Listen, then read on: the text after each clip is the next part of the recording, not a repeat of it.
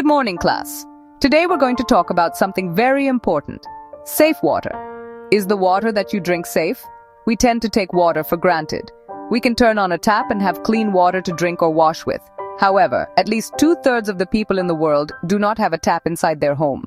They have to get water from a tap, water hole, stream or river some distance away. Their toilet may be a bucket, a hole in the ground, or a river or stream. How much water we use depends on how easy it is to get it. In poorer countries, people make do with only a few liters a day. This water may have come from a river or water hole that has been used as a toilet by people and animals. In parts of East Africa, women spend 2-3 hours each day walking to a water hole 12 kilometers from their home. Children have to get up at 3 a.m. and walk 12 kilometers to fetch water for the family. In rural India, a woman may work 20 hours each day, spending about 5 hours fetching and carrying water.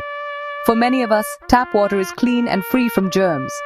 For people in poorer countries, water can make them ill.